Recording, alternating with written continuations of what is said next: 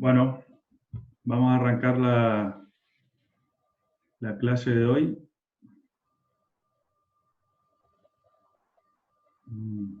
A ver si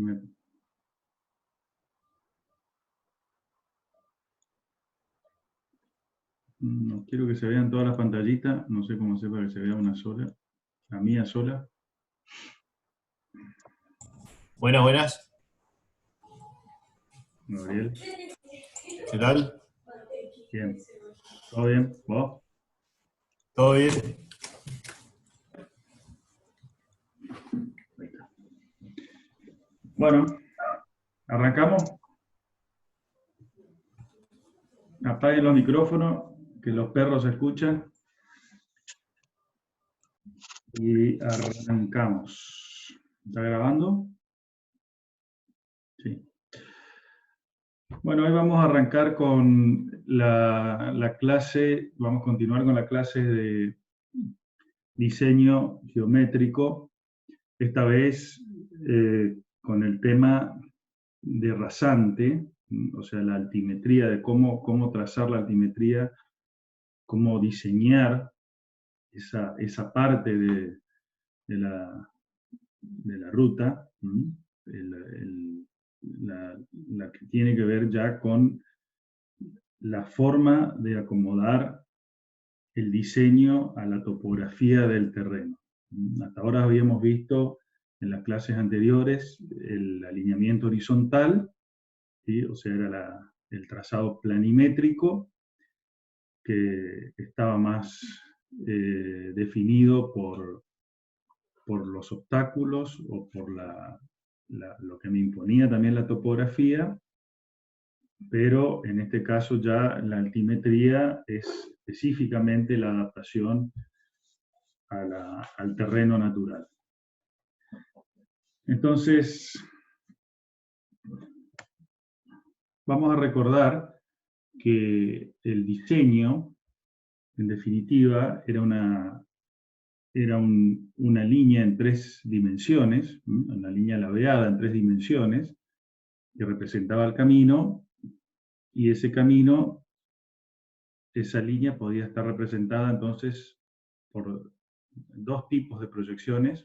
Es la proyección en el plano XY, o horizontal, que era la planimetría, y la proyección en un plano vertical, que en este caso el ZX, que es la altimetría. Entonces, recordemos que en un proyecto, entonces teníamos por un lado la planimetría, que era una serie de líneas quebradas, de rectas, que después las unimos con curvas, ¿sí? Curvas horizontales del tipo de circulares o curvas con transición. Y ahora pasamos a la otra forma de representación, que es la altimetría, que también está conformada por una serie de líneas rectas que van copiando o tratando de acomodarse a la topografía del terreno, siguiendo ciertas reglas y ciertos criterios para poder establecer cuál es la posición definitiva de esa línea. Entonces, ¿qué definimos como rasante? Como rasante definimos, en definitiva, un conjunto de segmentos rectos, como se ven acá, rectos, o curvos que definen el trazado en alzada o en vertical de una carretera. Así lo define la norma y es lo que fríamente, digamos, está descrito en la normativa como rasante. Por razones prácticas, claramente se tiene que la construcción está conformada por una serie de líneas geométricas conocidas, simples, para poder hacerla fácilmente su dibujo, ya sea el dibujo manual, como se hacía antes, o el dibujo a través de sistemas asistidos por computadora, que si bien la computadora es una herramienta mucho más poderosa y más potente para poder dibujar bien, también si nosotros se la complicamos al software, el dibujo digamos, de líneas geométricas o de figuras geométricas más complejas es mucho más difícil. Entonces también la simplificación de las figuras geométricas utilizadas es a favor de que la tecnología también sea más simple. Entonces, se utilizan para este caso la recta, que no es ningún secreto, digamos, desde el punto de vista geométrico, y las curvas, que ya vamos a ver qué tipo de curvatura ahora se utiliza. En este caso, acuérdense que en el caso de la planimetría se utilizaban las curvas horizontales, que estaban conformadas por curvas circulares y curvas en espiral. No va a ser el caso de la curvatura que vamos a utilizar en el trazado de rasante. El objetivo en este caso es el determinar las cotas para asegurar, en definitiva, la altura de la rasante, para asegurar el drenaje, o sea, la salida del agua, o el distanciamiento del agua de la zona crítica, que es el paquete estructural. Y además, determinado por los niveles de seguridad que tiene que tener el trazado para poder garantizar, así como el trazado horizontal o planimétrico, también tiene que garantizarme una operación segura de los vehículos, de todos los tipos de vehículos considerados en el diseño. El proyecto de la rasante se puede distinguir entonces a grandes rasgos dos características principales. Por un lado, la posición, que se refiere a la altura respecto al perfil del terreno, ¿sí? Y depende básicamente de los factores técnicos, económicos y constructivos, como decía. Técnicos, económicos y constructivos. La rasante puede sufrir, dice, pequeños ajustes, o sea, uno la puede trazar y después la puede ir ajustando para poder lograr esos objetivos, subiendo y bajando su posición respecto a la altura del terreno, ¿sí? Para ir modificando cualquiera de estas, digamos, de estas situaciones, de estos factores que me definen su trazado. Y por otro lado está la forma, que ahí sí comprende la combinación entonces de rectas y curvas, o de pendientes y curvaturas, que depende básicamente de los factores técnicos funcionales. ¿Por qué? Porque en definitiva tenemos que considerar, acuérdense, que la operación va a ser hecha por vehículos de distintos portes, de distintos tamaños, y esos vehículos operados por personas que también tienen su capacidad de operación y sus factores humanos que hay que considerar a la hora del diseño. También, obviamente, eso está asociado a la cuestión de seguridad y también en menor medida, pero también importante, porque también la estética define cuestiones de seguridad. Y por eso también la cuestión estética tiene que ver con el trazado. No solamente tiene que ser funcional y tiene que ser económico, técnicamente operativo, sino a la vez tiene que ser estético. Entonces, acá podemos ver un ejemplo de lo que estuvimos diciendo. Esto es un trazado definido en una imagen satelital que simula unas 3 dimensiones. Se puede ver acá claramente una zona montañosa baja, o un cerro bajo, una zona llana, ¿sí? Y acá vuelve a subir una zona un poco más topográficamente, digamos, más accidentada. Entonces, a la hora de definir la rasante, se trata de establecer líneas rectas para ir atravesando el terreno, que lo va copiando en cierta manera, pero a su vez nos quedan estos lugares donde hay un quiebre, ¿sí? del alineamiento, al igual que en el caso del trazado horizontal, esos quiebres hay que resolverlos para que la parte operativa y funcional del vehículo pueda transitarlos con seguridad. Esas transiciones entre tramos rectos con distintas pendientes, como se puede visualizar acá, o sea, acá hay una pendiente para salvar el terreno, la inclinación del terreno. Acá el terreno se pone un poco más llano, entonces puedo establecer una pendiente nula o con una muy baja pendiente. Y aquí cuando tengo que volver a subir, obviamente necesito volver a tener una pendiente un poco más fuerte hasta poder horizontalizarme de vuelta en algún lugar. Entonces, esas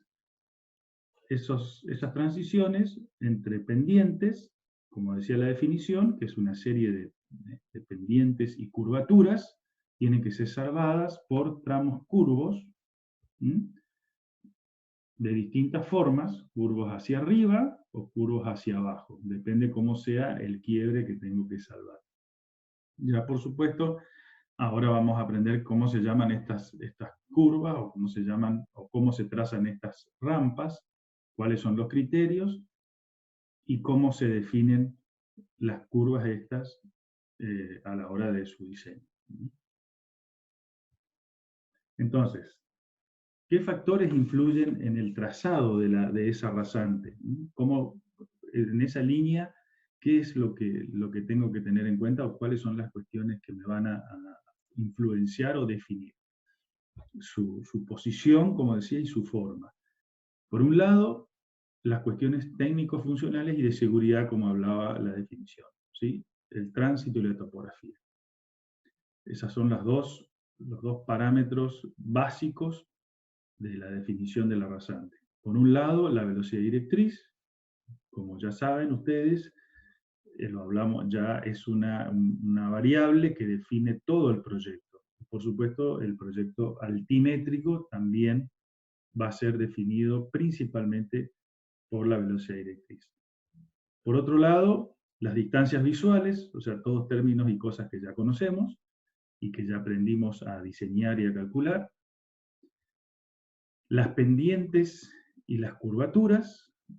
¿Por qué las pendientes? Porque las pendientes, la posibilidad, después vamos a ver, de que un vehículo opere en una pendiente por ser un plano inclinado y actuar la gravedad como fuerza a vencer, va a ser fundamental y va a ser crítico a la hora de definir, de ver cómo defino estos puntos o estos sectores de la rasante, estas líneas inclinadas o estos planos inclinados.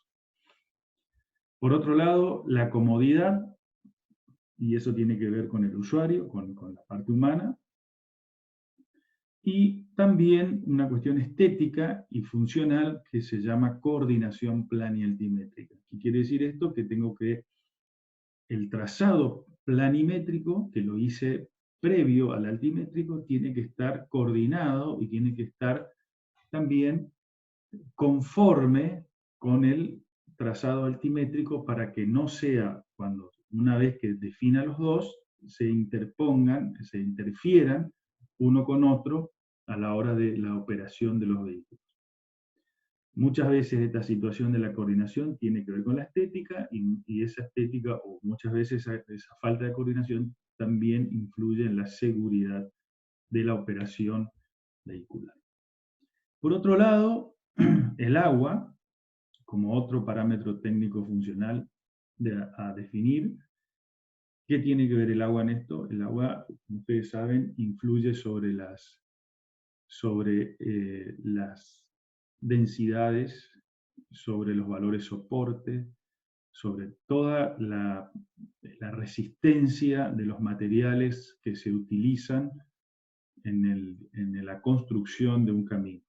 Eso ya lo vienen viendo ustedes con las diferentes clases y temas de estabilización de suelos, de estabilización de formas de compactación, valor soporte, o sea, todo eso, acuérdense que cuando nosotros consideramos la resistencia de los materiales a la hora de hacer algún ensayo, siempre se considera el agua, la presencia de agua como un factor, ya sea a través de la humedad óptima o de las humedades que tienen, la plasticidad, o sea, todo lo que tiene que ver con la relación que tiene el agua con los materiales. Entonces, acá es importante definir a la hora de la posición del arrasante, cuáles son las alturas mínimas a respetar para tratar de evitar que la durabilidad de la obra sea puesta en peligro por presencia de agua. Y esas aguas pueden ser de distintos tipos: aguas subterráneas, aguas superficiales, aguas subterráneas permanentes, aguas subterráneas esporádicas o que se permanecen en ciertos niveles durante cierto tiempo del año o cierta época del año. Y las aguas permanentes también se definen a partir de la duración de esa permanencia. Si son de larga permanencia, van a estar siempre al mismo nivel, o van a adquirir diferentes alturas en función de la época del año o de la situación climática. Acuérdense, cuando vimos al principio alcantarillas, cómo veíamos la situación de terraplenes anegados o de situaciones donde el agua presiona sobre los terraplenes o pasa por arriba o están muy cerca de las rasantes o de los pavimentos. Entonces eso hay que ver, hay que tener en cuenta, y la norma define, ¿sí?, que ciertos criterios, como pueden ver acá en la presentación, donde dice, por ejemplo, que para aguas subterráneas, dice las diferencias de cota entre los niveles máximos de agua registrado y la subrasante, ¿sí? La subrasante, o sea, la parte inferior del paquete estructural, tienen que ser mayor a 1,80 m para aguas subterráneas, mayor a 1,50 m para aguas permanentes con duración mayor a 3 meses, y para aguas superficiales mayores a 1 metro en el caso de la crecida máxima, ¿sí? Por ejemplo, en el caso de estar cerca de un arroyo o de un río, habrá que tener en cuenta esos datos a la hora de hacer los relevamientos, a la hora de hacer digamos, todo el estudio hidráulico, hidrológico. Tendremos que establecer cuáles son esos parámetros y esos niveles de creciente y tenerlos registrados y tenerlos referenciados a nuestro sistema de cotas de referencia, ya sea puntos IGN o puntos MOP o lo que se llame, pero por eso es importante, cuando hablábamos de topografía, la definición de los sistemas de referencia, qué vamos a utilizar como sistema de referencia, y a la hora de hacer la topografía tiene que estar toda la información que se recaba de un proyecto asociada a un mismo sistema de referencia, ¿sí? Porque aunque parezca hasta a veces ilógico, en muchos proyectos se usan diferentes sistemas de referencia, lo cual es un gran problema después a la hora de tomar las decisiones, porque obviamente si yo comparo cosas contra planos de comparaciones diferentes, o con sistemas de proyección o representación diferentes, por supuesto que voy a tener algunos centímetros de diferencia que a la hora de, si estamos hablando de 1 metro, 1,50 m, tener una diferencia de 30, 40 o 50 centímetros entre un sistema de referencia y otro, evidentemente hace y mucho a las decisiones. Porque eso, tengan en cuenta que cuando uno decide la altura de una rasante, está decidiendo sobre todo una cuestión económica, no solamente una cuestión técnica, sino asociado a una cuestión de costos, porque un camino se desarrolla linealmente durante muchos kilómetros, y si yo tomo una mala decisión respecto a las alturas, algunos centímetros, aunque parezcan pocos, pueden representar muchísimo movimiento de suelo adicional, que a lo mejor no lo necesito, y le estoy poniendo el costo a la obra sin necesidad. O lo contrario, que tome una mala decisión, haga una rasante muy baja, ¿sí? O sea, que por ejemplo, que yo tenga que esto sea muy bajito, o sea, muy poca diferencia entre el terreno natural y la rasante elegida, y resulta que el nivel de inundación me queda muy cerca del pavimento y todo el terraplén se embebe, todo el terraplén se modifica su densidad, se modifica su valor soporte, su resistencia, y finalmente se producen las roturas y la pérdida de las obras, que son millonarias, y que eso también es una mala decisión. No solamente porque la hice cara, sino porque la hice demasiado barata. Las dos cosas se pagan.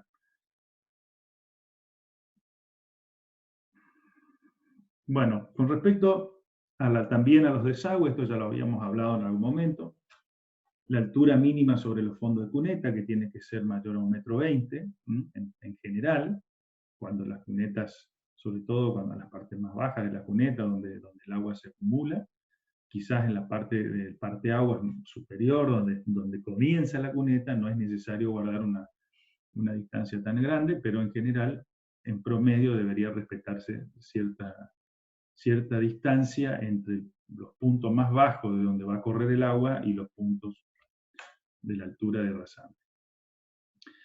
Las pendientes también para los desagües de las calzadas, tener en cuenta las velocidades de escurrimiento del agua y los procesos erosivos que puede generar.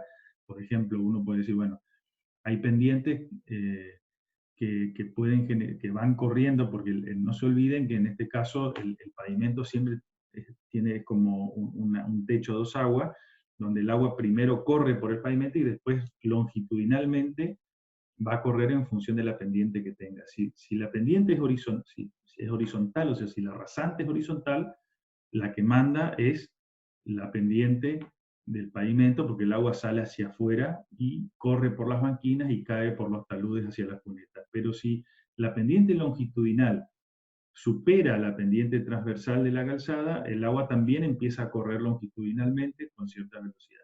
Y a veces corre, por ejemplo, entre la calzada y la banquina, y esos sectores, esa zona de transición entre pavimento y suelo, el agua comienza a surcar y comienza a hacerse canales de escurrimiento y después lagrimones o zanjitas que se van haciendo y van erosionando los terraplenes y las banquinas. Esto es muy común en Merlo, en zonas, por ejemplo, como Misiones, como algunas zonas de Corrientes, Entre Ríos, o zonas montañosas donde el agua corre, se acelera, y en los puntos donde se acumula mucha agua y la velocidad supera la capacidad erosiva de los suelos, o sea, la capacidad de soportar erosión, se comienzan a producir pérdida de material que terminan descalzando banquinas o incluso a veces haciendo colapsar paquetes estructurales. Entonces es importante tener en cuenta las pendientes de la calzada, y cuando las pendientes no son, son inevitables, o sea, hay que hacerlas, hay que construir algún elemento que permita canalizar el agua y poder llevarla a los puntos de descarga evitando esos procesos erosivos. Lo mismo pasa para los desagües longitudinales, o sea, las cunetas, que también tener en cuenta las erosiones a la hora de definir sus pendientes longitudinales. Por otro lado, la rasante también está definida su posición por los puntos de control. Así como la planimetría tenía algunos puntos de paso obligados por alguna situación, caminos o alguna construcción en particular que tengo que evitar, o lagunas, o algún accidente geográfico, o lo que sea, o sea, donde hay lugares que tengo que pasar por ese lugar y no puedo pasar por otro. También existen puntos de control y puntos de paso obligados en el caso de la altimetría, por ejemplo, dado por las intersecciones, o sea, por ejemplo, con cruces viales o cruces de ferrocarril, ¿sí? o fluviales, por ejemplo, puentes o alguna definición que haga que la rasante tenga que pasar sí o sí por ese lugar. Porque una vía de ferrocarril no la puedo pasar ni por arriba ni por abajo, o sea, tengo que pasarla al mismo nivel. ¿Sí? Lo mismo pasa con un cruce de camino. Un camino preexistente, tengo que cruzarlo con uno nuevo. Evidentemente el nuevo necesito llevarlo a la misma cota que está el preexistente. Por eso esos se llaman puntos de control. Gálibos verticales que son aquellas estructuras preexistentes, por ejemplo, puentes de ferrocarril, puentes viales, o alguna estructura o puentes peatonales, como está indicado acá en el gráfico, ¿sí? Donde un punto superior ya preexistente me da un punto obligado, y la norma me indica que yo tengo que dejar como mínimo una altura mayor a 5 metros 10, eso se llama gálibo, para poder, desde el punto más alto de la rasante, como está indicado acá abajo, y el punto más bajo del obstáculo, tengo que tener más de 5 metros 10, y tener en cuenta incluso futuras repavimentaciones o sobrecapas de la estructura de pavimento, por lo tanto, para que después me queden esos 5 metros 10. O sea que quizás por eso dice la norma, mayor o igual a 5 metros 10.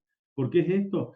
Porque claramente los vehículos, los camiones sobre todo, vehículos de gran porte, la ley habilita una cierta altura para su construcción y su circulación. Y esa altura tiene que ser respetada por la norma y el diseño, para que no pase lo que sucede en muchos lugares donde los puentes son muy bajos por la altura que quedó.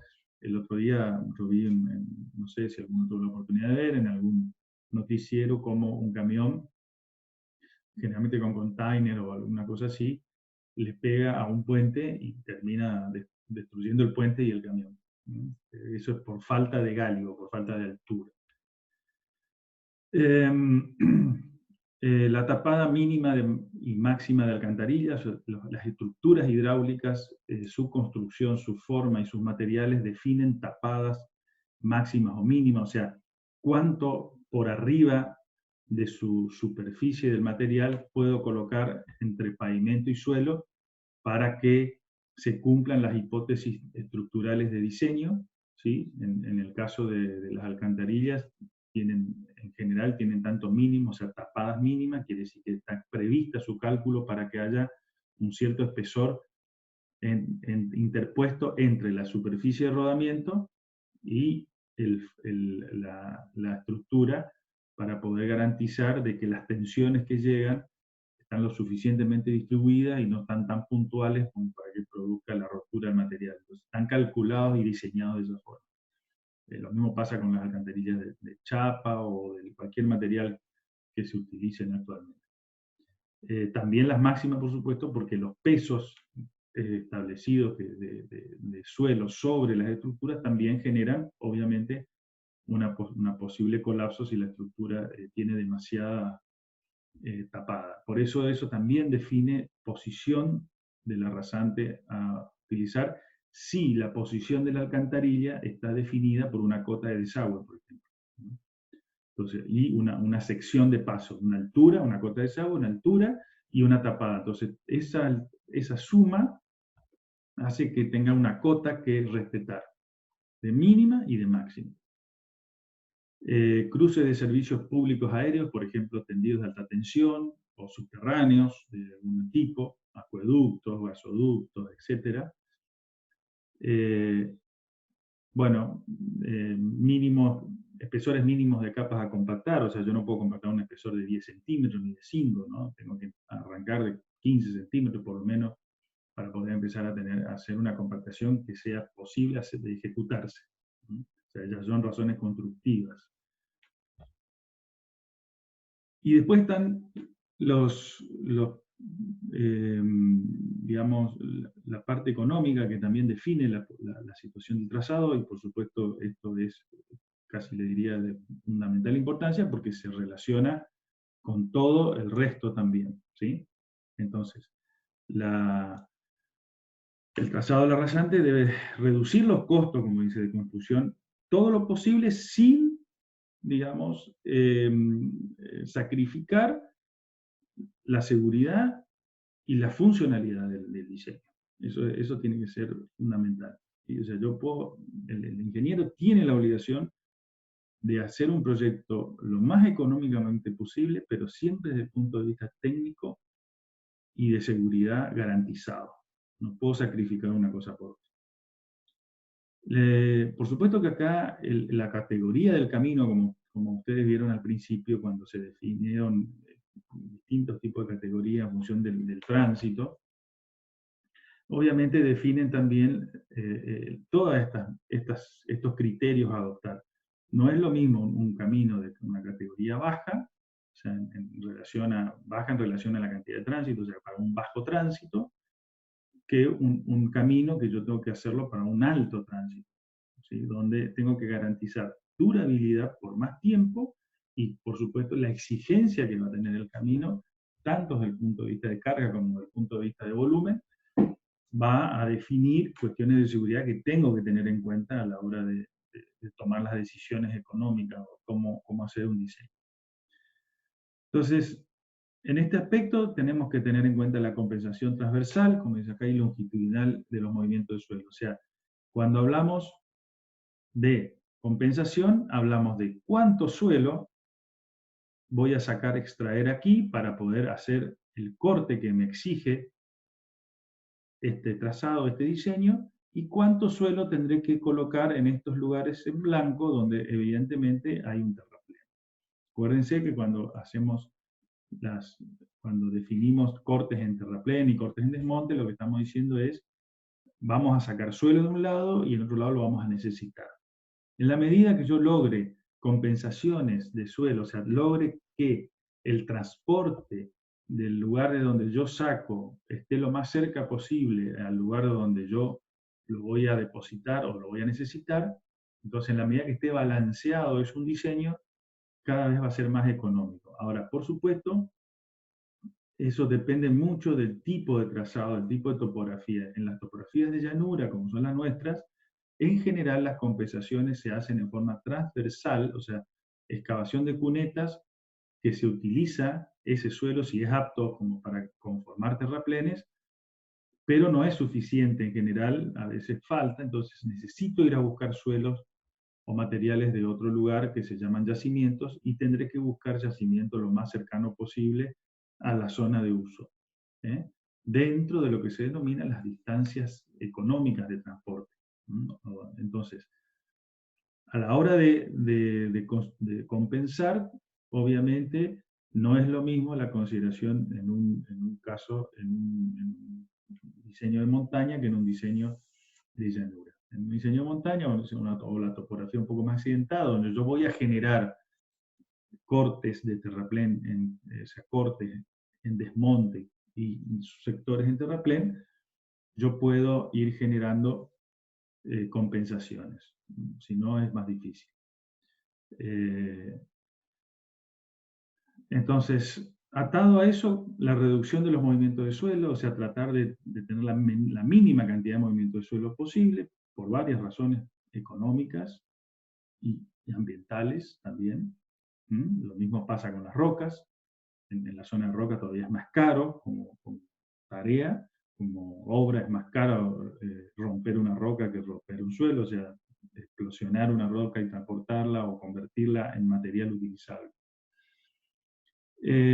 También la necesidad de levantar la rasante, o si yo levanto demasiado la rasante y la hago muy alta, me va a generar que los conductos transversales de las alcantarillas, acuérdense el gráfico de las alcantarillas que veíamos cuando vimos la alcantarilla, los conductos se van a alargar, porque en la medida que yo levanto el terraplén, si tengo que mantener la alcantarilla en un cierto nivel para garantizar un desagüe, a medida que yo levanto, imagínense un trapecio, eso implica que la obra, el conducto tiene que ser cada vez más largo para superar ese trapecio, esa sección transversal. Entonces, también alturas grandes de terraplén, si no las necesito, me va a generar en las obras de arte una longitud de un conducto muy, muy largo y por lo tanto se encarece la obra. Por otro lado, si yo levanto mucho la rasante, me va a generar la necesidad de colocar, de que los taludes, esos famosos taludes, tengan que empezar a ser cada vez más empinados, eso lo vamos a ver en sección transversal, que es el tema que se da a continuación del curvo vertical, y eso genera más inseguridad, una operación más insegura, lo cual me obliga a colocar sistemas de seguridad, como son las barreras, para evitar que los vehículos caigan al vacío, y eso implica costos que van incrementando el precio, el número cada vez más de un proyecto. Eso es un poco, serían los criterios económicos a tener en cuenta, básicamente, con lo que tiene que ver con la altura de los terraplenes, ¿sí? También, lo que no está dicho aquí, es lo que le decía, que cuando yo soy demasiado pijotero o muy economicista y quiero ahorrar demasiada plata en un diseño, lo pago a posteriori con otros problemas, ¿sí?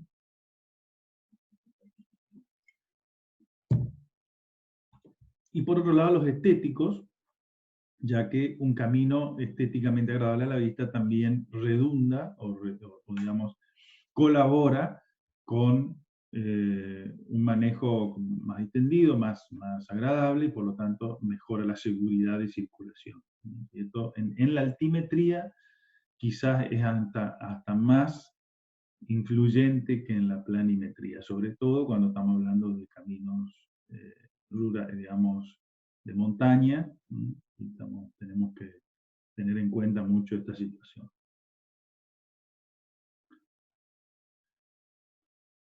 Hablemos de pendientes entonces. Acuérdense que habíamos dicho que el trazado de la rasante está realizado o está materializado por pendientes y curvas.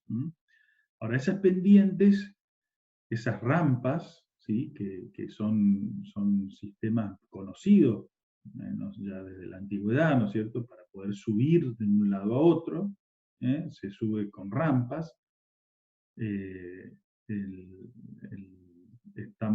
digamos que la inclinación de esa rampa es fundamental a la hora de la operación del camino, ya que el vehículo tiene que superarla, y por supuesto que la gravedad intenta que el vehículo vuelva a bajar la rampa, ¿cierto? Entonces el vehículo tiene que utilizar potencia para poder subir, o sea, superar la inclinación del plano inclinado, y a su vez mantener la velocidad de circulación. Entonces, obviamente hay vehículos que la potencia les alcanza como para seguir manteniendo una cierta velocidad de circulación, o sea, no perder mucha velocidad a la hora de subir, en tratar de vencer la gravedad, y no tienen problema en superar un plano inclinado, ¿sí? Hasta poder, como muestra acá el esquema, superarlo y poder pasar al otro lado sin mayores consecuencias de merma en su velocidad. Ahora, hay vehículos pesados, ¿sí? Los vehículos pesados, los camiones, los colectivos, tienen el problema de que su gran peso hacen que consuman mucha potencia a la hora de vencer esa inclinación del plano para poder sostener la velocidad y poder superar la inclinación. Entonces sucede de que el vehículo comienza a enlentecer su marcha porque pierde potencia, se dice, porque en realidad la potencia no es que la pierde para generar velocidad, pero lo que está haciendo es utilizando esa potencia para poder compensar la gravedad que está intentando tirarla hacia abajo. Entonces, como dice acá en la definición, esa inclinación del plano define sobre todo costos de operación y seguridad, ¿sí? O sea, estas tres palabritas, costos, operación y seguridad, están muy influenciados por esto. Y cuando hablamos de costos, es costos de lo que le cuesta al vehículo operar en esas condiciones.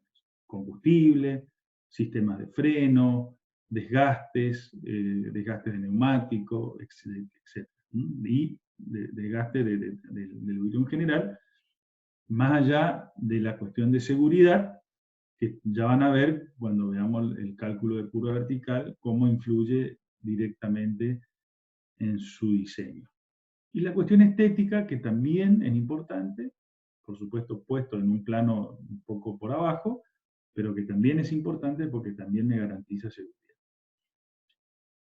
Entonces, está estudiado de que en los automóviles generalmente pierden entre un 4 y un 5% digamos, perdón, en pendientes empinadas, entre un 4 y un 5% de inclinación, ¿sí?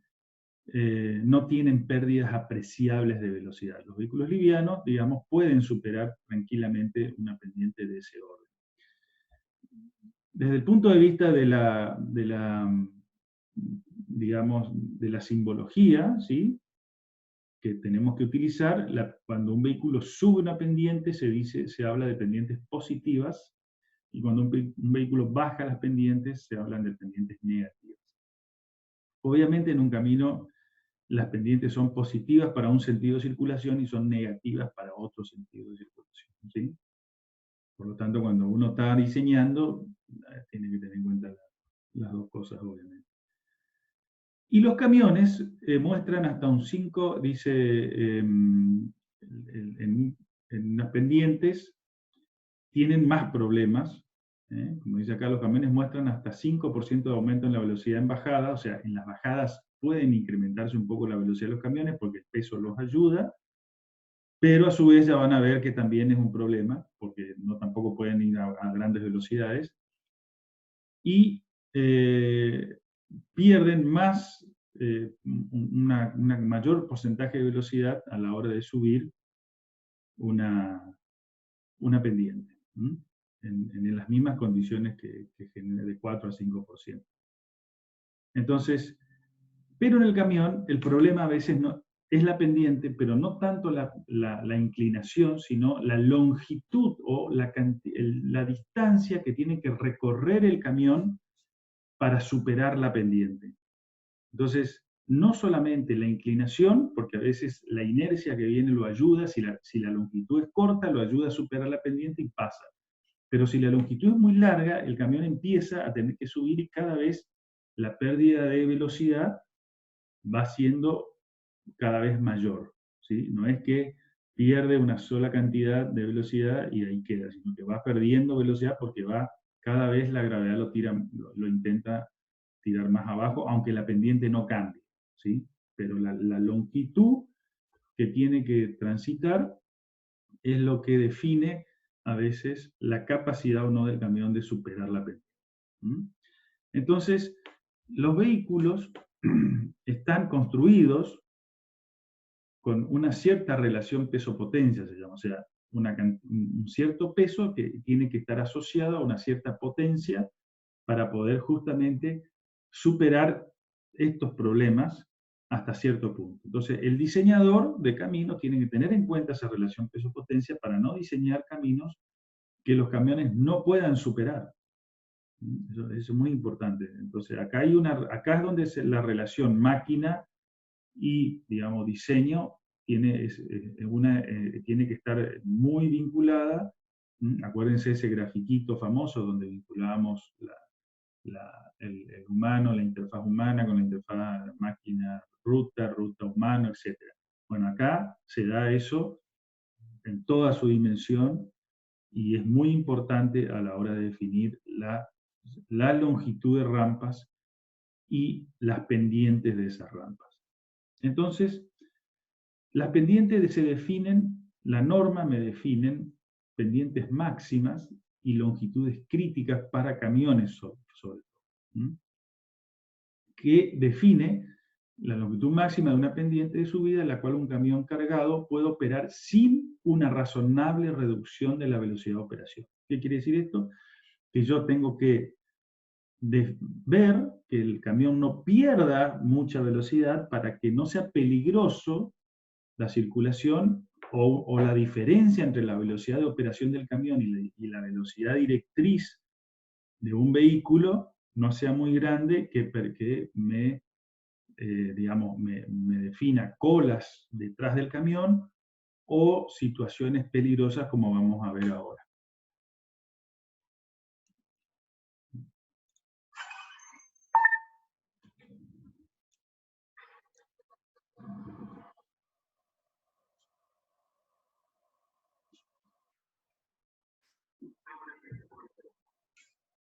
Comentado también es esto, ¿no?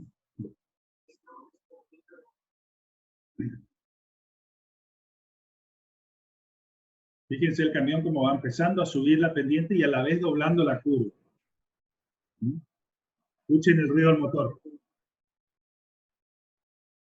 Escuchen el ruido del motor.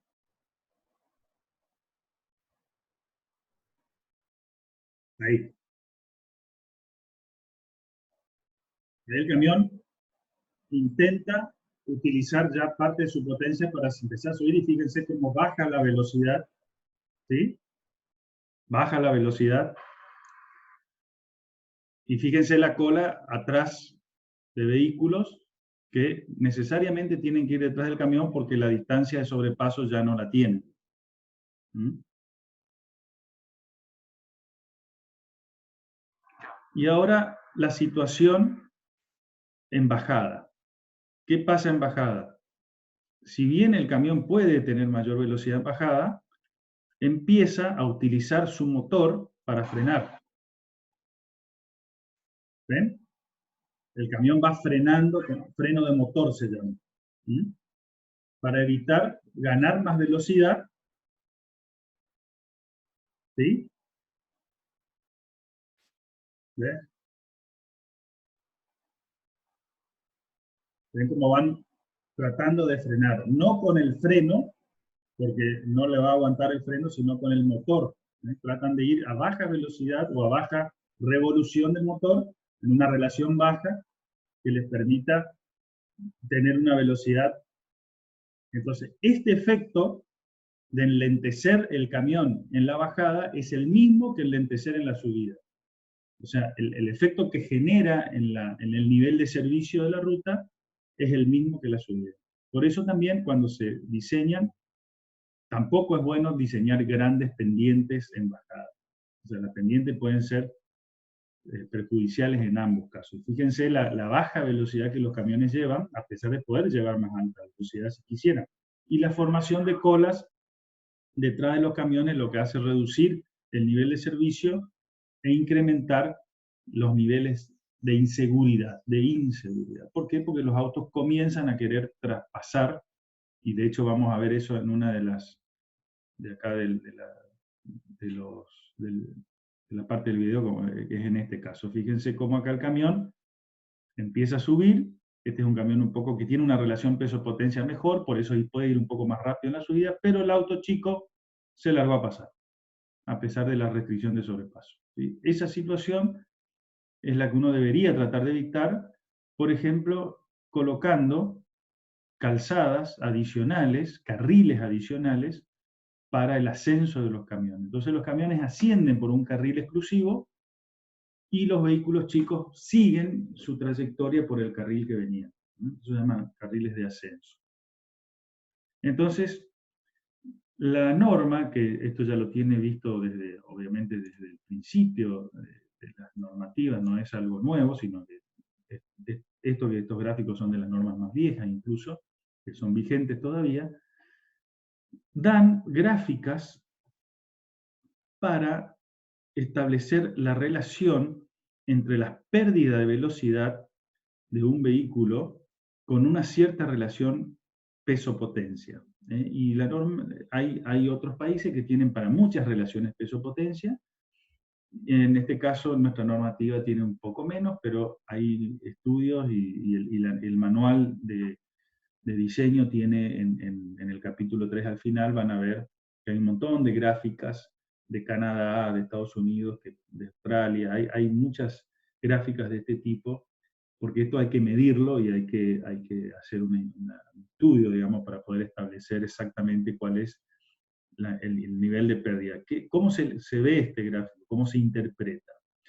El camión viene en una horizontal antes de subir la rampa. Sube una rampa de un cierto porcentaje que puede ser en una misma operación de distintos porcentajes de esa rampa.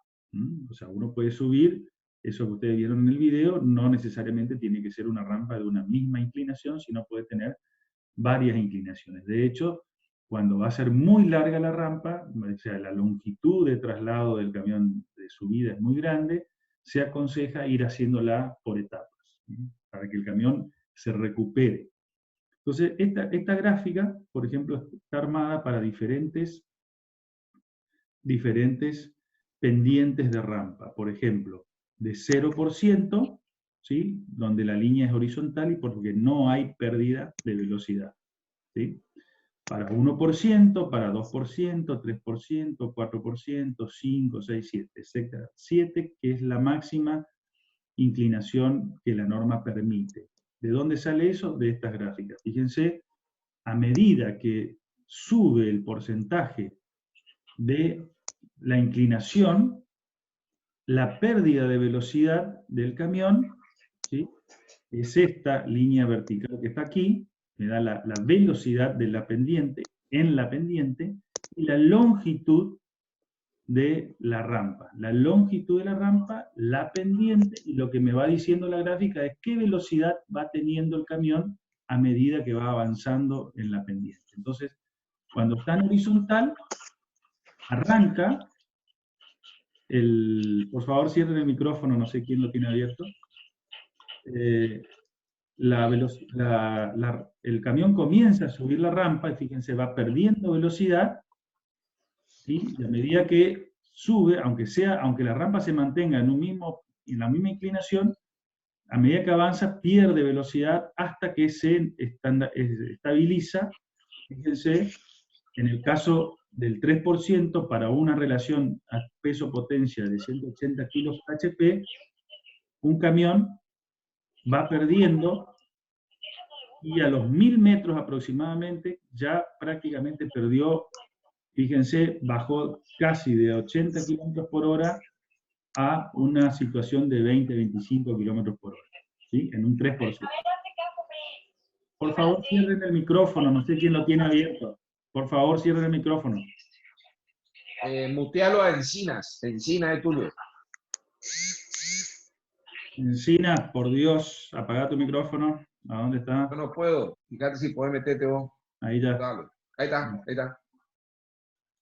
Bueno, entonces, esa es la forma que se interpreta este gráfico. Obviamente, cuando la pendiente de la rampa es menor, la pérdida de velocidad es menor.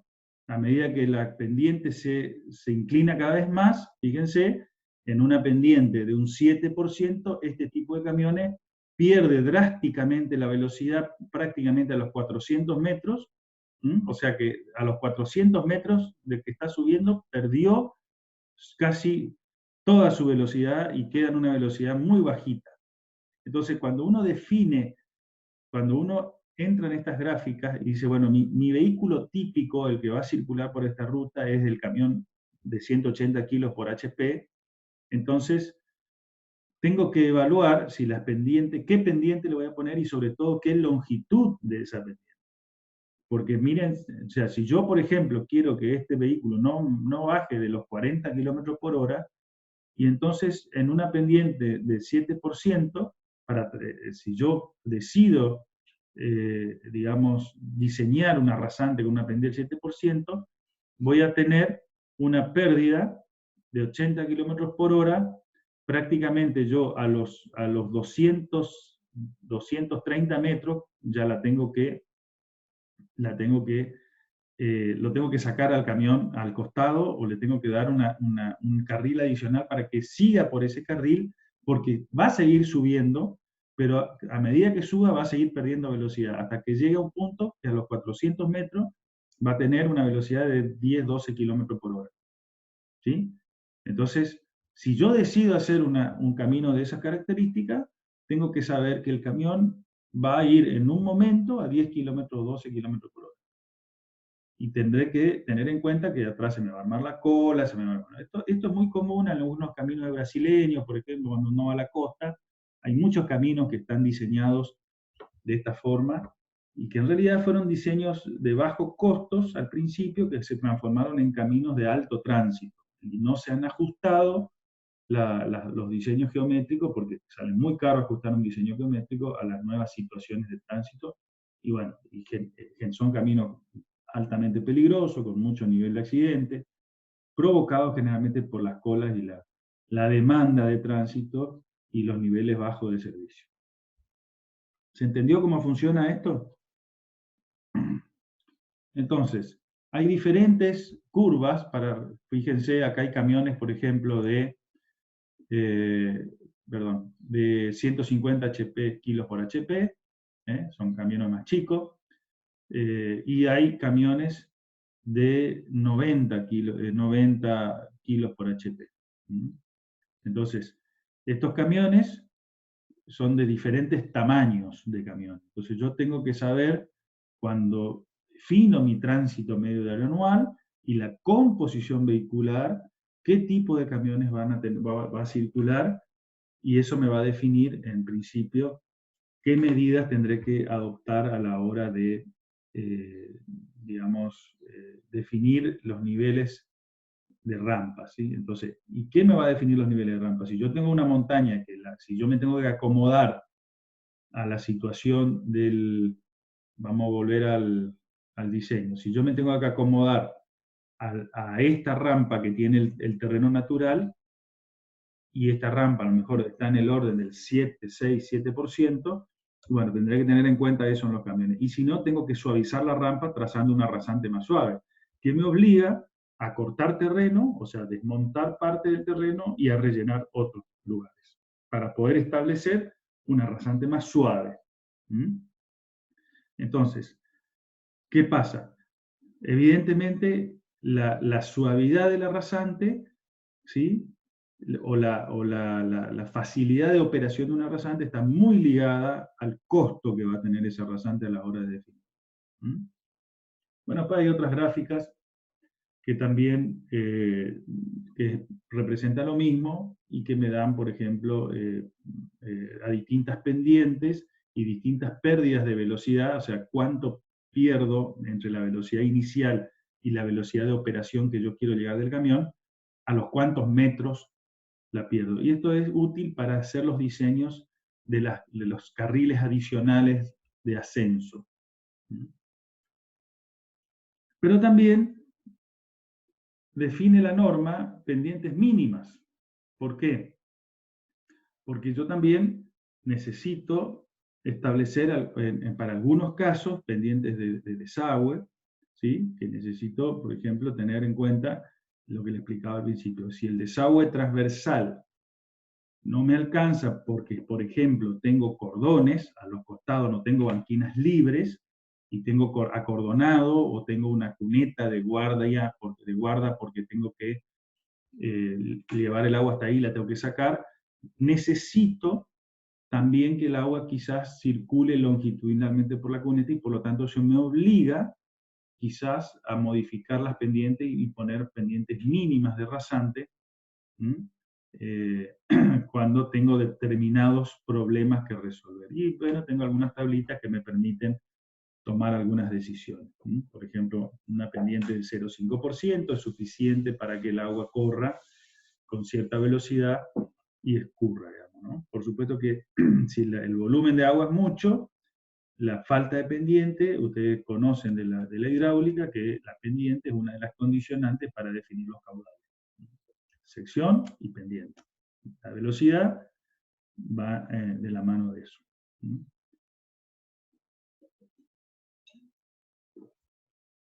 Bueno. ¿En qué nos metemos ahora? Una vez que salimos de las pendientes, tenemos que pasar a la próxima pendiente, y no podemos pasar a través de un punto quebrado, ¿sí? Tenemos que hacerlo con una transición. Esa transición es una zona curva, ¿sí?, que tengo que interponer una curvatura para poder permitir que la operación de los vehículos sea correcta y sea adaptada a las posibilidades que tienen los vehículos. O sea, no puedo yo circular por un camino que se quiebre en un punto, y porque en este punto de quiebre, depende cómo sea, puedo tener problemas de operación. Hasta cierto nivel, hasta cierto ángulo de quiebre, si son muy suavecitos, son compatibles con el funcionamiento de los vehículos. Ahora, cuando esos quiebres se hacen más pronunciados, tengo problemas de operación y problemas de seguridad asociados a la visibilidad que puedo tener entre un punto y otro del camino. Entonces, Las curvas verticales, entre dos planos inclinados, como hablamos recién, o entre dos pendientes, son sectores curvos que se intercalan, pero que tienen en cuenta, en principio, que un vehículo tiene una cierta altura, el vehículo, y a su vez el hombrecito o mujercita que va acá adentro, o sea, el conductor, tienen también una cierta altura, donde están sus ojos ubicados, uno sentado en el volante, está a una cierta altura del pavimento, lo cual me define una línea de visibilidad, ¿sí?, para otro vehículo que va adelante, o para un obstáculo que va adelante, y esa línea de visibilidad puede estar interrumpida, en este caso se puede ver acá, no se ve muy bien porque el fondo es claro, pero hay una línea, la línea de la rasante, si la continúo, se cruzan en este punto. Este punto de quiebre, si yo lo mantengo, esta línea roja que me simboliza la línea de visibilidad del conductor, se ve interrumpida por el terreno, ¿sí?, por la forma del terreno. Entonces, obviamente, yo tengo que sacar parte del terreno, para lograr establecer esa línea de visual y que el vehículo que va atrás vea otro vehículo que va adelante, ¿sí? Ahora, ¿qué tiene que poder pasar? Que este vehículo, si ve un obstáculo, tiene que poder frenar totalmente. O sea, tengo que tener disponible mínimamente la distancia visual de detención. Entonces, a partir de esos criterios de alturas de ojo, ¿sí?, de observador, altura de obstáculo y distancia de detención, yo construyo una curvatura o defino la curvatura o la curva que tengo que poner para poder garantizar que se cumplan esas premisas, ¿sí? Entonces la curvatura va a ser mayor o menor en función de que si el quiebre de las dos rasantes, ¿sí?, de los dos planos inclinados, es mayor o menor. A mayor quiebre, mayor la curva va a tener que ser cada vez más abajo para poder garantizar esta línea de visual. Lo mismo sucede cuando voy bajando la rampa. En algún momento el rayo, y sobre todo cuando es diurno, no es problema porque el plano visual me permite ver para adelante todo lo que quiera. Ahora, el problema aquí es la operación nocturna, donde yo tengo que tener la posibilidad de que con los faros, que tiene una línea ya de visual que no es mi ojo, sino que es la línea de los faros, tiene que poder alumbrar el obstáculo a la distancia, mínimamente a la distancia visual de detención. O sea, que yo pueda tener la posibilidad de ver el vehículo que viene adelante, que va adelante a una distancia suficiente que me permita tomar las decisiones. Se toma la distancia visual de detención porque es la distancia más segura, aunque una no se vaya a detener. Es una medida de seguridad. Entonces, esa curvatura también, fíjense que si es cada vez más pronunciada, si esto fuera cada vez más pronunciado, esta línea cada vez pegaría más abajo, ¿sí? Aunque esto esté en la misma posición, esta línea pegaría cada vez más abajo y por lo tanto el grado de la diferencia entre las dos rampas me va a dar también la necesidad de colocar una curva, ¿sí?, o definir o doblar, o sea, a medida que yo tenga que inclinar más el plano para poder definir la visual, tengo que interponer una curva suave que me permita circular con seguridad. Entonces, esos dos tipos de curvas, que se denominan curvas verticales, y son verticales porque están colocadas en la rasante, se llaman curvas cóncavas y curvas convexas. O sea, cóncavas y convexas.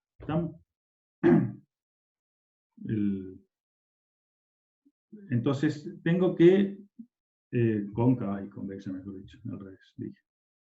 Entonces, esas curvas son las que en definitiva, voy a tener que diseñar y se utilizan una curva muy conocida para nosotros desde la geometría que se llama parábola, ¿sí? O sea que la parábola, ya no ahora la curva circular, sino la parábola es la curva que se utiliza porque tiene ciertas propiedades que fueron de alguna manera aprovechadas para poder establecer, para poder de alguna manera superar esos quiebres, ¿sí? De una manera con una curva conocida y que se podrían utilizar ciertas propiedades y parámetros que tienen para poder calcularlas fácilmente y dibujarlas fácilmente. Entonces, vamos a analizar brevemente lo que es la parábola, ¿no es cierto? La parábola, en definitiva, es una curva que tiene algunas características que algunos elementos, ¿sí?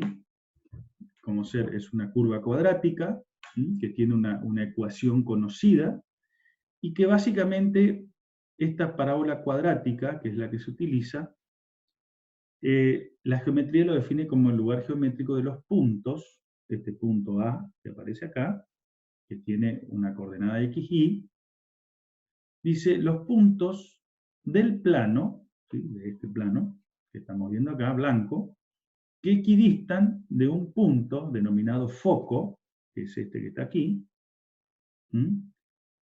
y de una recta directriz, que es esta que está acá arriba, ¿sí?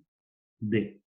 Entonces, la parábola, cada punto de la parábola, todos los puntitos, cada uno de ellos equidistan del foco la misma distancia que de la directriz, ¿sí?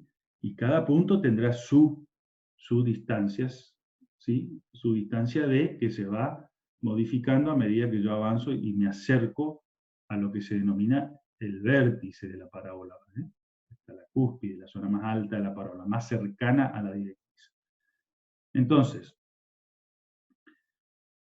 la distancia del foco, F, o sea, este foco, a la directriz, ¿sí? O sea, esta distancia se denomina parámetro P, y cuyo valor determina el valor de la parábola, el parámetro de la parábola, o la curvatura de la parábola.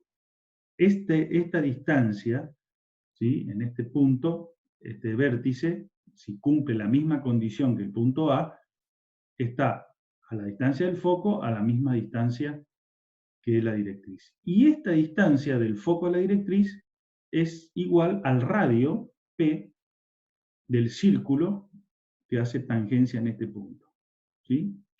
Y que se llama círculo osculador. Eso, si alguien quiere un poco más de información, vayan a los apuntes de geometría analítica. No me pregunten a mí.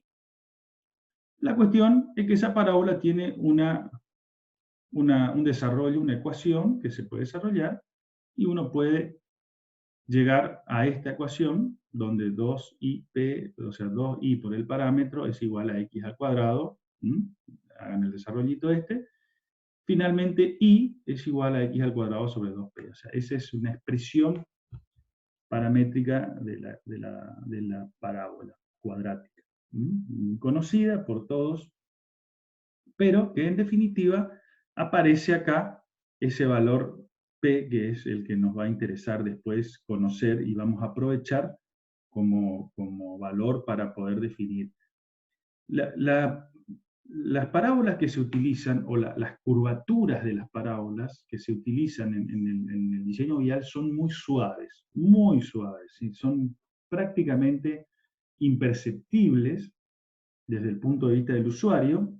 Es más, uno podría hasta decir que es así como se ve en el dibujo acá, uno podría decir que hasta esa curva es circular prácticamente, pero no es así, es una curva parabólica porque permite enlazar en un punto determinado la tangente, ser tangente a la recta, generar la curva, ¿sí?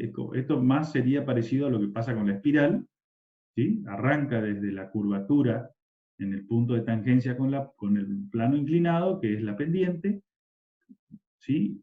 Genera la transición hasta la próxima pendiente. Y no necesariamente las pendientes tienen que ser de la misma inclinación. Pueden ser pendientes de diferente inclinación y la parábola se ajustará de acuerdo a donde sea la tangencia a las distintas pendientes, ya que cada punto tiene su pendiente. Esa es también la otra parte interesante de la parábola. Cada punto tiene una pendiente a la cual puedo empalmar la pendiente de la rampa. Entonces, aplicando el caso de la parábola a la curva vertical, hay algunas propiedades interesantes que se estudian, ¿no es cierto?, y que se aprovechan, como ser el caso que desde la intersección, esta intersección de las dos pendientes, ¿sí? Fíjense que acá no dibujé una parábola simétrica, sino que no está ubicada simétricamente respecto a un eje vertical. La intersección de estos dos equidista, ¿sí?, de los dos puntos de las verticales trazadas por el extremo del arco, ¿sí? O sea, yo equidista, acá hace tangencia la parábola con la rampa, acá hace tangencia la parábola con la rampa, y si yo tomo el punto donde esas dos tangentes se cortan, que es P y B, que es mi punto de quiebre, esos puntos equidistan de ese punto de quiebre. Esto es una propiedad geométrica de la parábola, o sea, no es un invento, sino que es una propiedad geométrica que se aprovecha y mucho y muy bien, porque entonces me permite rápidamente ubicar estos puntos que son puntos notables de la curva vertical, porque son los puntos donde empalma la pendiente o la rampa recta con la curva parábola. Y eso ya me permite ubicar, por ejemplo, cuando yo tengo ubicado en un trazado de rasante, ¿qué tracé yo? Yo no tracé la parábola, lo que tracé fueron las dos rectas, y las dos rectas se cortan en este punto. Entonces, ese punto lo tengo ubicado desde el punto de vista de la progresiva. Sé que está en un lugar determinado, ¿sí?, de mi proyecto, de mi trazado. Yo eligiendo una longitud L de parábola, ¿sí?, esta longitud, yo puedo ya establecer los dos puntos definidos. Y la longitud L de la parábola va a ser, de acuerdo, si es más cerrada o es más abierta la parábola, esa longitud va a ser más corta o más larga. ¿Y de qué va a depender esa apertura de la parábola o esa curvatura de la parábola? Va a depender del parámetro adoptado, ¿sí? Por eso la ecuación, esta, P, obviamente cuando el círculo este es más grande, si este círculo tiene un radio mayor, la parábola roja, para acomodarse al círculo osculador, tiene que ser mayor, más amplia. Si el círculo osculador es más chico, la parábola tiende a ser más cerrada. Entonces, en el caso vial se utilizan parábolas de parámetros grandes para permitir que sean suaves, para que no generen justamente problemas de aceleración o desaceleración brusca en el usuario que sea incómodo. Entonces, algunas otras propiedades es que para ese nivel de curvatura muy suave, la diferencia se puede establecer la longitud L es x1 más x2, como se ve acá en la gráfica, que se puede establecer la relación, si uno hace la derivada de esta fórmula, de esta ecuación de la parábola, la derivada, fíjense, queda x sobre p, ¿sí?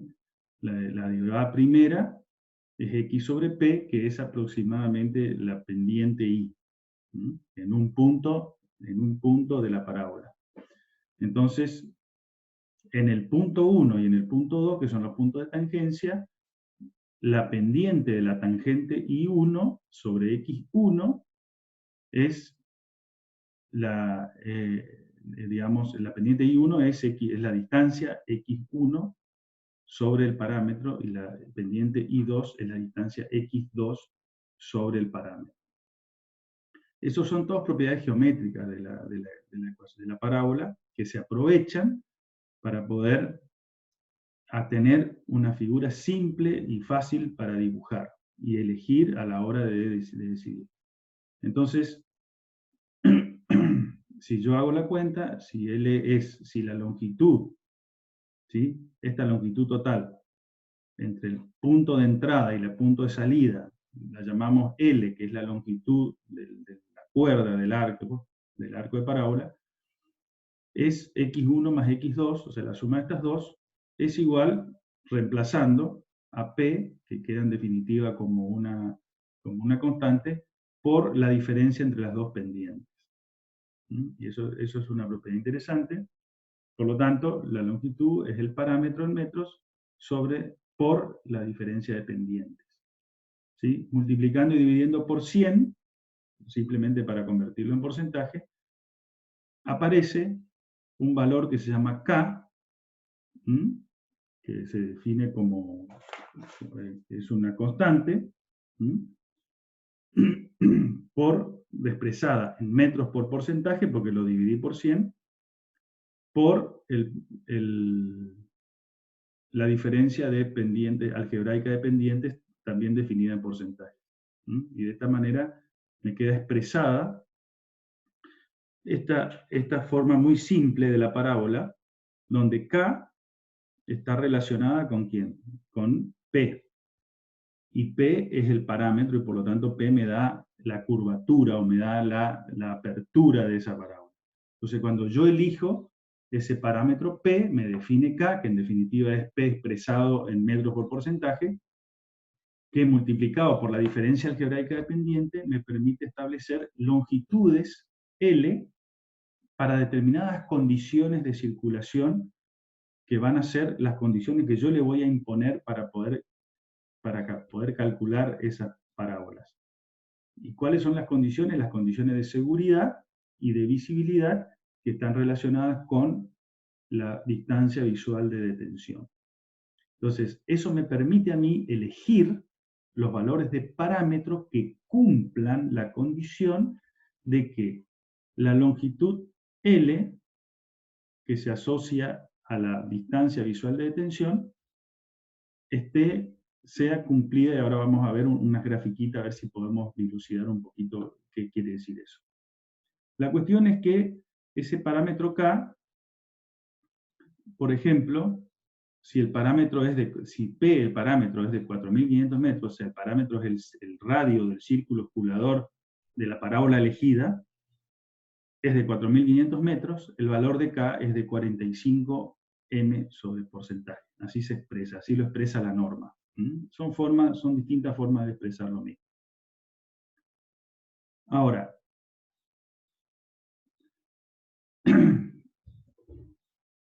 bueno, esto es lo que les decía recién, que son las propiedades de la parábola cuadrática que se aprovechan para poder definir los parámetros, para poder elegir las curvas verticales. En principio, el parámetro I equidista de las verticales trazadas por los puntos extremos del arco de parábola elegido, lo que me permite establecer rápidamente las progresivas de los puntos de esos puntos, a partir de la progresiva del punto de quiebre. ¿Sí? Entonces la progresiva del punto 1 será la progresiva acá parece que puse mal, es menos L sobre 2, después lo vamos a corregir. Esto, no sé si esto es menos acá. Parece que han definido mal esto es menos. Y la progresiva de el punto 2 va a ser la progresiva del punto de quiebre más L sobre 2. Eso me permite establecer rápidamente, acuérdense cuando definían las curvas horizontales, la necesidad de determinar la progresiva de los puntos, porque es lo que voy a replantear en definitiva. También la otra propiedad es que la parábola si hago la segunda derivada de la ecuación de la parábola, la segunda derivada se transforma en una constante. Acuérdense que yo la derivé la primera vez, me quedó x sobre p. Si yo derivo dos veces esto, me queda la constante, porque derivo respecto a x, y me queda 1 sobre p. ¿Sí? O sea que eso es una constante. Eso también es importante tener en cuenta.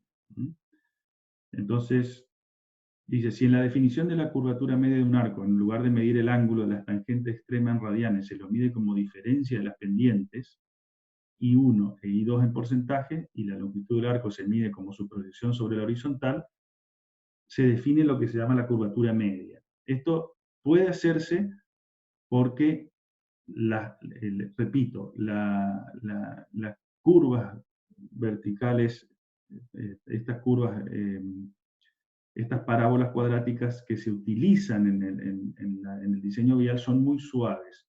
Entonces las diferencias son tan chiquitas que uno puede establecer relaciones aproximadas, que una de esas es esta, como la curvatura media, y que se define como la diferencia directamente la diferencia entre las dos tangentes, de la inclinación de las dos tangentes, sobre la longitud L entre los dos puntos extremos de la curva. Bueno, que es la inversa de K, en definitiva, porque si uno mira la ecuación como viene, es la inversa de K. También hay algunas relaciones que se pueden establecer, como esta que está acá abajo, que se pueden demostrar, no las voy a hacer yo acá, y se define como, eso en el dibujo, perdón, es esto, E medio, ¿sí? Es la diferencia entre el punto de quiebre y el punto y la parábola en esa vertical. Y también se puede establecer directamente como que la pendiente media es la diferencia o la suma algebraica de la pendiente sobre 2. Directamente sumo las dos, divido sobre 2, eso lo llamo pendiente media de la curva vertical. Entonces, hay diferentes tipos de curvas verticales desde el punto de vista de si son cóncavas o convexas. Por ejemplo, las curvas verticales cóncavas definidas para dos pendientes negativas, para una negativa y una positiva, para una positiva y otra positiva, como indica acá. O sea, son tres posibles variantes donde las rampas o los planos inclinados pueden ser dos bajadas consecutivas de diferentes pendientes, o una bajada y una subida, o una o dos subidas consecutivas de diferentes pendientes. En cualquier otro caso se interpone una parábola cuadrática al revés, que se denomina curva vertical cóncava. Y en el caso de dos rampas de este tipo, ¿sí? Dos positivas subiendo, o una positiva y una negativa bajando, o dos negativas bajando, se interpone lo que se denominan curvas verticales convexas. Ambas son las mismas curvas, son curvas verticales parabólicas, parábolas cuadráticas, son pedacitos de parábolas cuadráticas que se interponen. Bueno. Vamos a definir el parámetro básico y acá terminamos, y en todo caso mañana retomamos este tema como para poder digerirlo un poquito y volver a retomarlo, porque lo que viene acá ahora es cómo se definen los parámetros básicos o los valores a adoptar en el diseño. El parámetro básico, que es en definitiva esa curvatura mínima que voy a tener que tener sí o sí para poder garantizar la condición de visibilidad de la curva, o sea, que el vehículo que circula pueda ver adelante el obstáculo con una suficiente antelación que me permita tener disponible la distancia de visibilidad.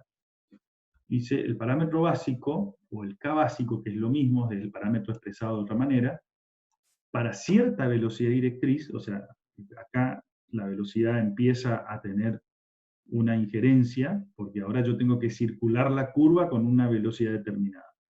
Es el parámetro o radio del círculo osculador en el vértice de una parábola de eje vertical que proporciona como mínimo la distancia visual hasta una pendiente media, acuérdense la pendiente media, que es la suma, es la diferencia entre la suma de las dos pendientes dividido 2, de más o menos 2%, ¿sí? Necesaria para esa velocidad.